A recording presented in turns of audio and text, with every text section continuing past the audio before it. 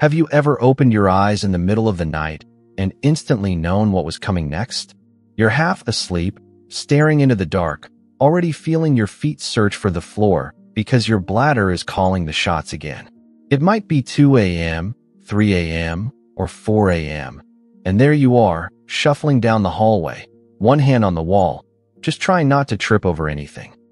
Most people laugh it off and say, "That's just getting older." But what if it isn't something you just have to accept? What if those nightly bathroom trips are not only stealing your sleep, but quietly stressing your heart, fogging your brain, and increasing your risk of a dangerous fall? In this video, as a urologist, I'm going to walk you through how to drink water in a completely different way so that your body finally understands. Night is for sleeping, not for standing in the bathroom. You'll discover a simple, science-backed hydration method and a few small daily habits that can help you stay hydrated, protect your health, and stop those constant wake-ups. And no, it's not about just stop drinking water. In fact, that common advice can make everything worse. So stay with me until the end, because once you understand how your body really handles water, you'll never look at that evening glass the same way again. Why nighttime bathroom trips are more dangerous than they look. When you wake up at night, it feels like a small interruption. You get up, you go, you come back to bed. But inside your body, something much bigger is happening every single time. First, let's talk about balance. When you've been lying still for hours, your blood pressure is a little lower, your muscles are relaxed, and your brain is still in sleep mode. The moment you sit up, your circulatory system has to react fast. Blood shifts, your heart pumps harder, and for a few seconds your brain is playing catch-up. That's why so many people feel dizzy when they stand up quickly in the dark. As we age, that quick adjustment doesn't happen as smoothly, and those few unstable seconds can be the difference between reaching the bathroom and ending up on the floor. I still remember a patient I'll call Arthur. He was 74, loved gardening, and spent his weekends fussing over his roses. One night, half awake and in a hurry to get to the toilet, he misjudged the corner of a rug. He slipped, fell, and fractured his hip. The fracture healed, but his confidence didn't. Getting in and out of chairs became a project. Walking in his garden felt risky. That one nighttime trip turned into a slow loss of independence. That's the hidden danger buried inside a simple bathroom visit at 3 a.m. Then there's your mind. Your brain desperately needs long, deep blocks of sleep to sort memories, clear out waste products, and reset your mood. When your sleep is chopped into pieces by multiple bathroom trips, your brain never really finishes its work. People often think, my memory is just getting worse because I'm older, but in reality, their sleep has been broken for months or years.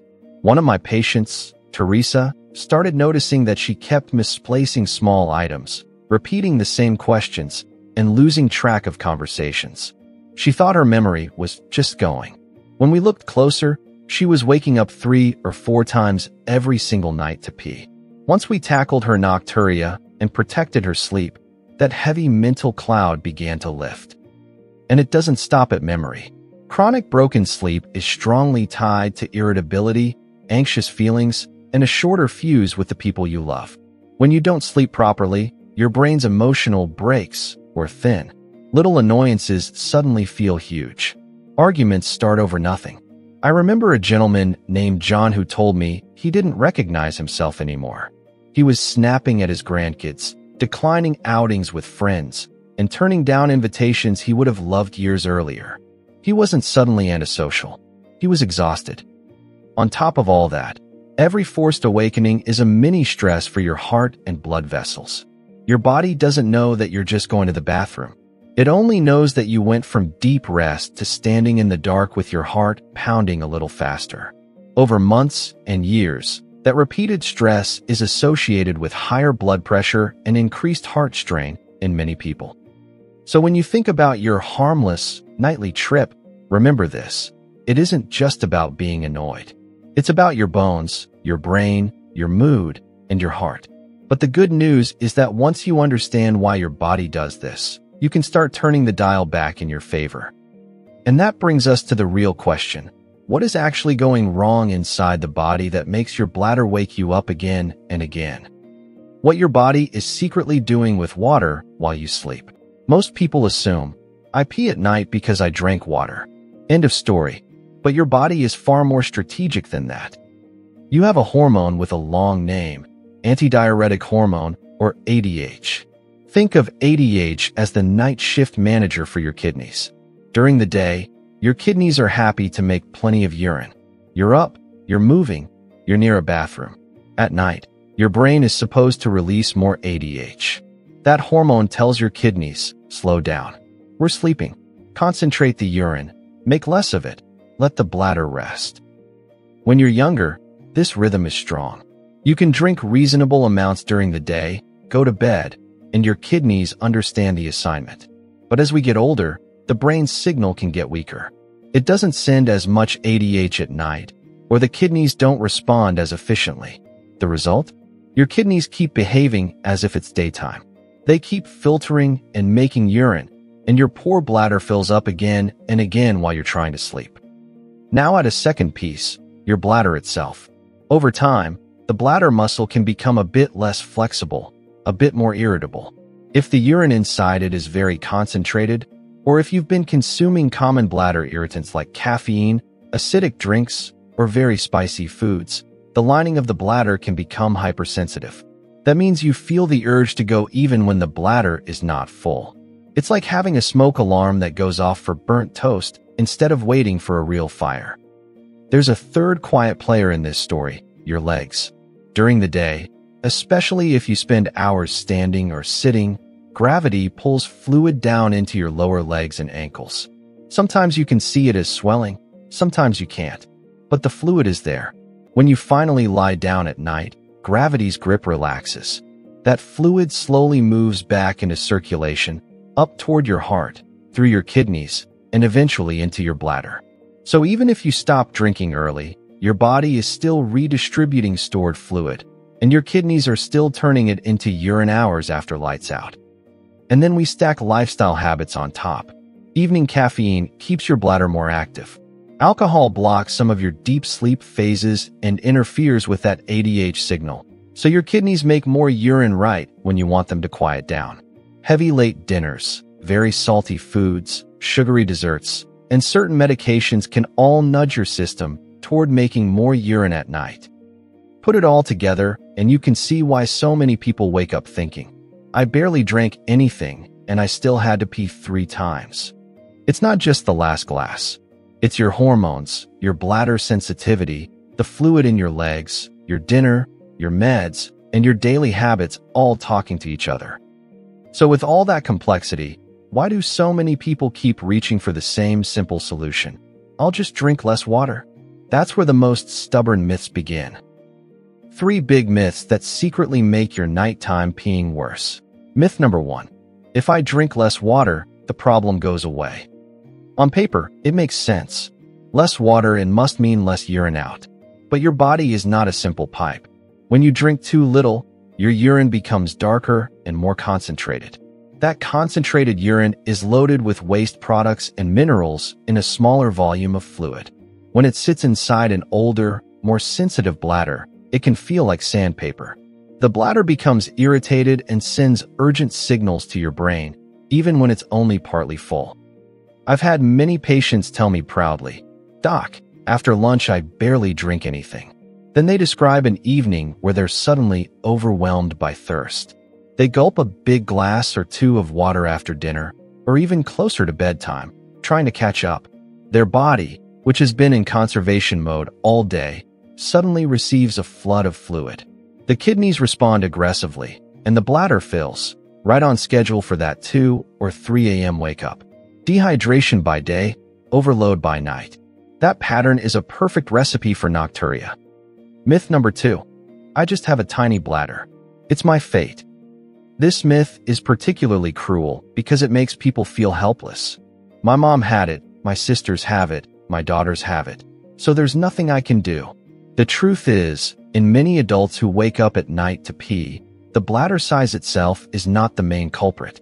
The bigger factors are how much urine is being made at night and how sensitive the bladder has become. When we actually test bladder capacity in a safe, controlled way, we often find that the volume is fairly normal.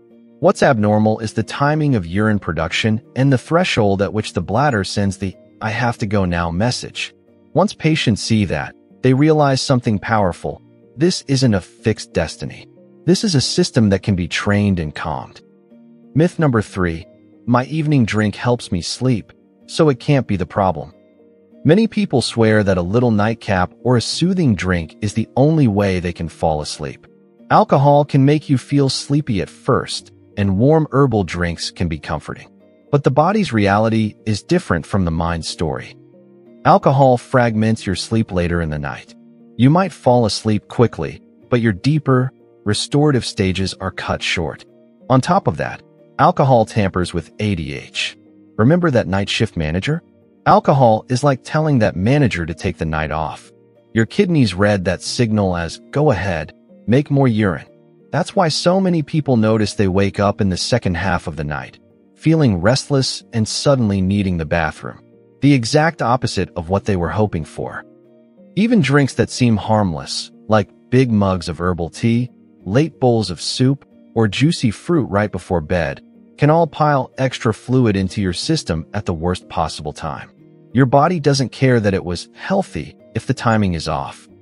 So if drinking less doesn't work, blaming your bladder doesn't work, and evening drinks backfire, what does work? This is where a structured, smarter approach to hydration makes all the difference. Let me introduce you to a method many of my patients use to finally turn the lights off at night and stay asleep. The ASSE method. How to drink water so your body lets you sleep. I like to give people a simple formula they can remember, even when they're tired. I call it the ASSE method. It's not about drinking more or less in a random way. It's about drinking at the right times and in the right way so your kidneys and bladder understand the schedule. Advance your hydration. Most people unconsciously do the exact opposite of what their body needs. They forget to drink in the morning, sip a little at lunch, then realize in the late afternoon that they're thirsty. So they drink more and more as the day goes on, sometimes right up until bedtime. Their kidneys are flooded with fluid in the evening, and of course, the bladder has to handle it overnight. To reverse this, you want to shift your water earlier in the day. Aim to get about 70 to 75% of your daily fluid in before late afternoon. Think of your morning as your hydration headquarters. When you wake up, instead of reaching first for coffee, start with water. Keep a bottle by your bed or in the kitchen, and make it a habit to drink a good glass or two within the first hour of waking. Don't chug until you feel sick. Just drink at a steady, comfortable pace. Then continue with small, regular sips through the morning and early afternoon. Your kidneys are fully awake, your brain is on, and your body can process that water efficiently. I've seen patients like Leo, in his early 70s, dramatically reduce their nighttime trips just by front-loading their hydration. He started his day with 2 glasses of water, sipped consistently before lunch, and noticed something simple but powerful. By the time evening came, he wasn't desperately thirsty. His body had already gotten what it needed. Smooth the transition. Hearing "drink earlier" makes some people swing too hard in the other direction. They decide that after a certain hour, they will drink absolutely nothing. They turn hydration into an all-or-nothing rule. That kind of rigid cutoff can leave you going to bed with a dry mouth, feeling thirsty, and actually sleeping worse. Your body doesn't like sudden stops. It prefers smooth transitions. So instead of an evening water wall, think of a gentle slope. After late afternoon, you gradually reduce your fluid rather than slamming it to 0. Between around 4 p.m. and dinner, stick to smaller amounts. If you feel thirsty, reach for half a glass of water, not a full one. Drink enough to feel comfortable, not heavy. With dinner, take small sips only, just enough to swallow your food. Avoid large bowls of soup, big glasses of juice, or massive refills that quietly add up. This smooth landing keeps you from both extremes. You're not dehydrated, but you're not flooding your system at night either. Smart cutoff. Now we get a bit more precise. Your kidneys and bladder need time to process whatever you drink before you lie down. If you keep drinking until the minute you get into bed, you're asking your body to multitask, digest, filter, and sleep all at once. That's why I recommend a sacred window. Try not to drink anything significant in the 2 hours before sleep. Think of it as a calm, quiet period for your kidneys. During that window, if you truly need moisture because your mouth feels dry, allow yourself a tiny sip. Not half a glass, not a full glass. Just enough to wet your mouth and throat. For many of my patients, just moving their last meaningful drink 2 hours earlier was a game changer. One woman simply shifted her evening tea and made sure her last real drink was at least 2 hours before bed.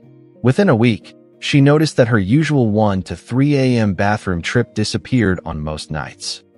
Electrolyte anchor. Here's a twist most people don't think about. Water needs partners.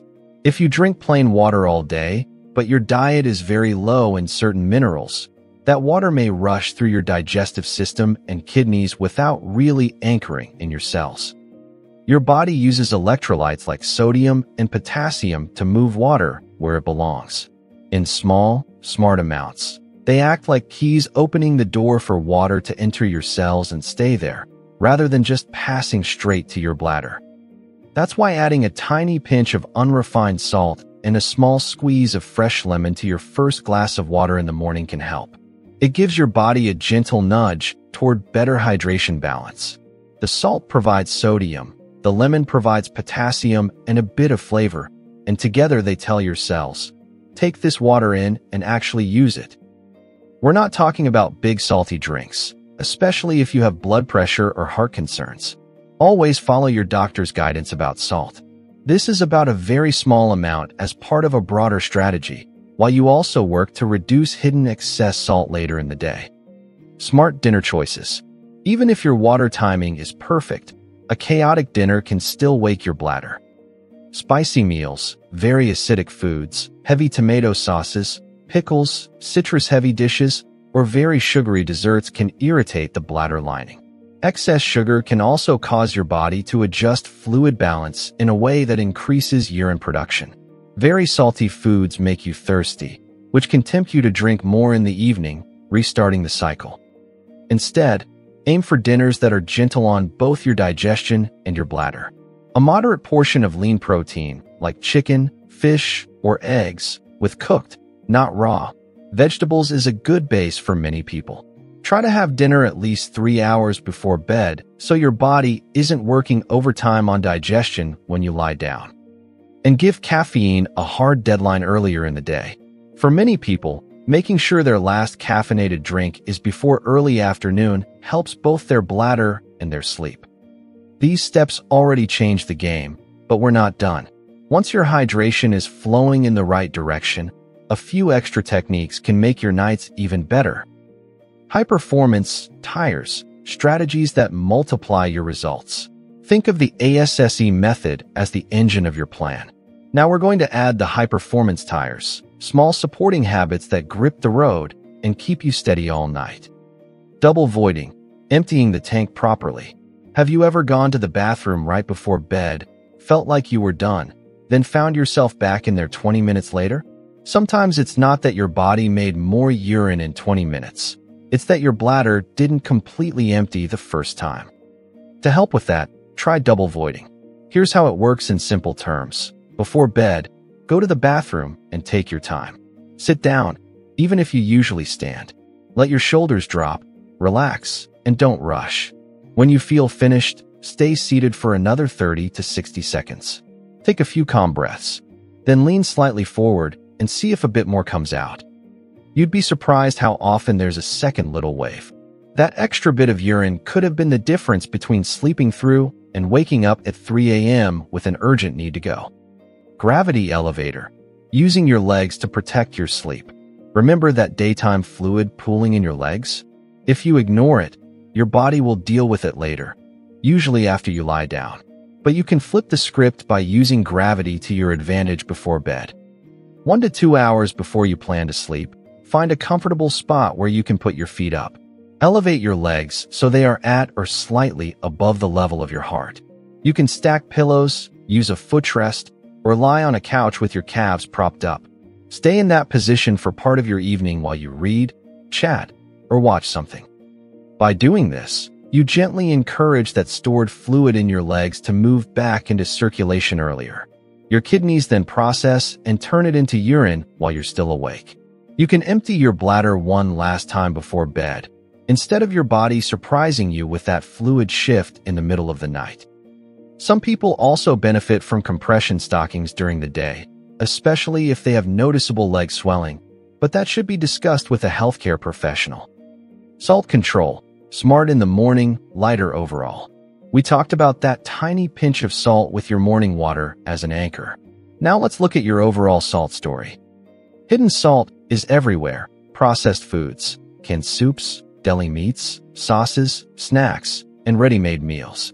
When you eat a lot of salt, your body holds onto water to keep the level in balance.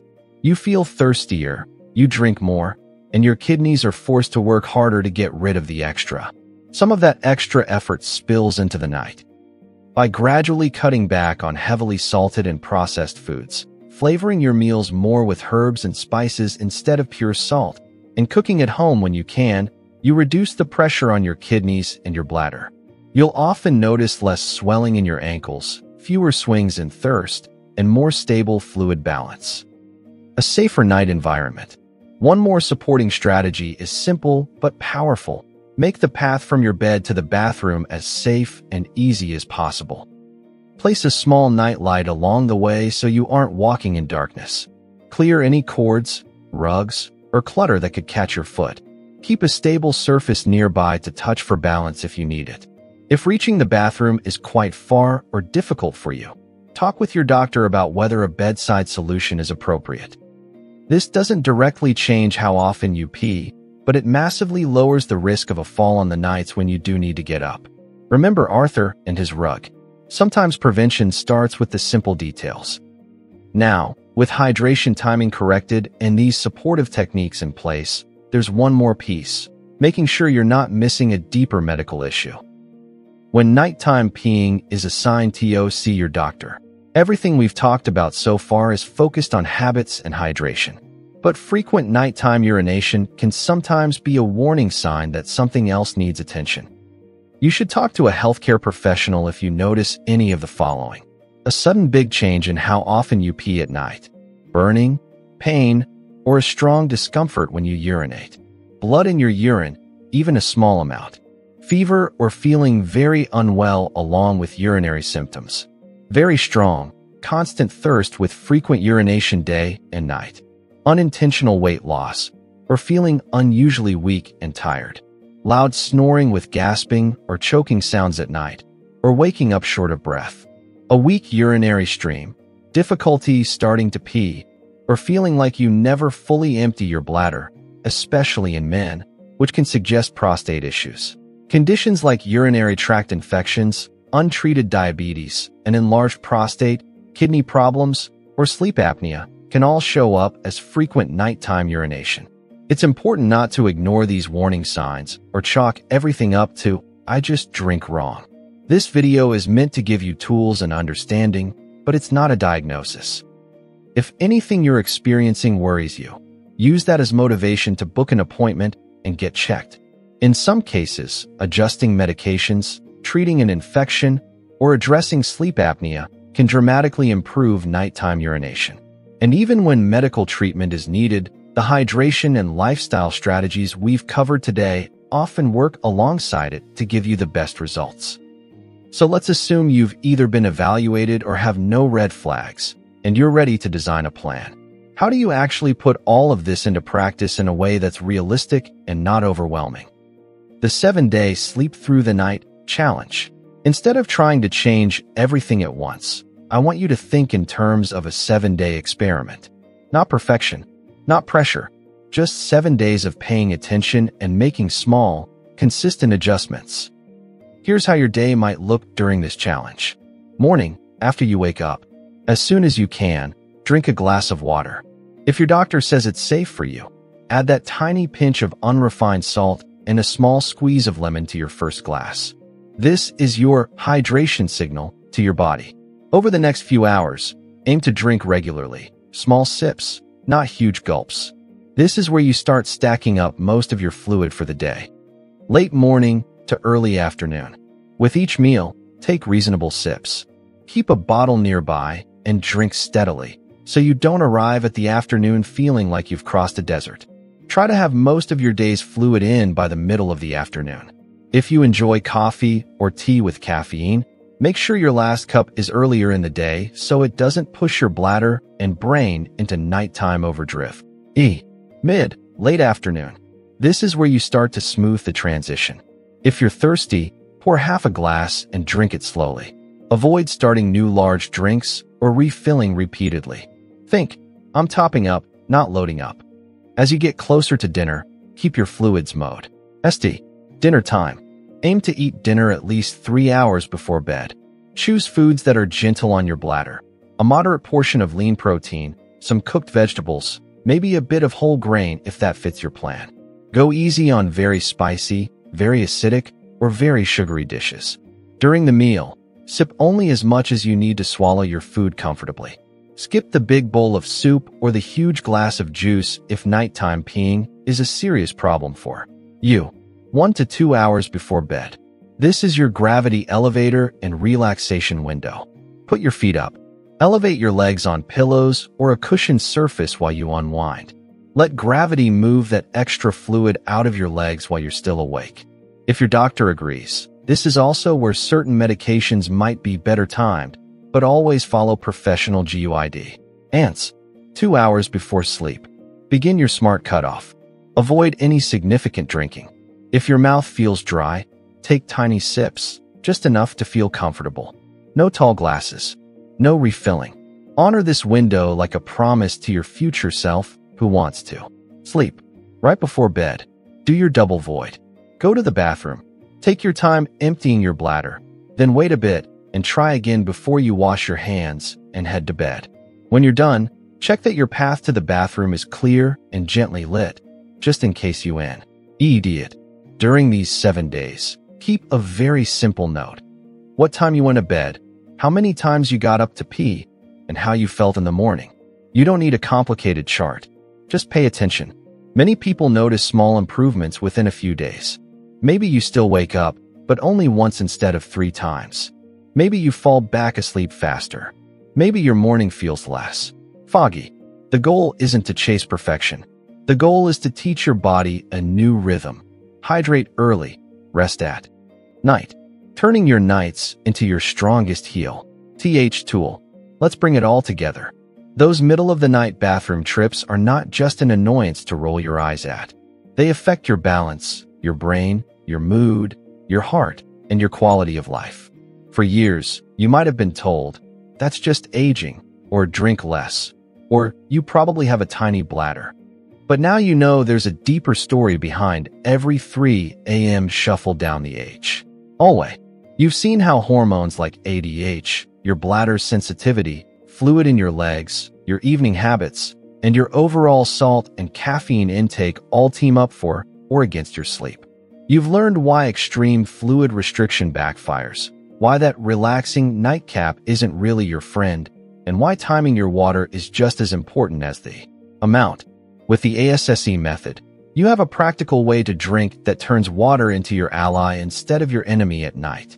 Advance your hydration earlier in the day. Smooth the transition instead of slamming a hard cutoff. Smart cutoff with a 2-hour liquid-free window before bed. Electrolyte anchor in the morning, plus smart dinner choices that keep your bladder calm. Then you added high-performance tires, double voiding before bed, using gravity with leg elevation, trimming excess salt, and making your nighttime pat safe. Now I want to turn this back to you. What is one small commitment you can make starting tonight? Maybe it's, I'll move my last drink 2 hours earlier. Maybe it's, I'll start my day with a proper glass of water instead of waiting until lunch. Maybe it's, I'm going to try leg elevation and double voiding for the next 7 nights. Take a moment and choose your one promise to yourself. Then, if you feel comfortable, share it in the comments. Your simple decision might be exactly what someone else needs to read. If this video helped you understand your body better and gave you hope that your nights can change, let me know by tapping the like button. It tells the platform that this is the kind of information people want more of. And if you want to keep learning practical, science-based ways to protect your health, your sleep, and your independence, make sure you subscribe. That way, you won't miss the next video where we keep building on this journey together. Finally, think of one person in your life who might be quietly struggling with nighttime bathroom trips. A parent, a friend, a neighbor who keeps saying they're always tired. Share this video with them. You might help them go from dreading bedtime to finally waking up refreshed. Thank you for spending this time with me. Take care of your water, and your water will help take care of you. Stay healthy, sleep deeply, and I'll see you in the next video.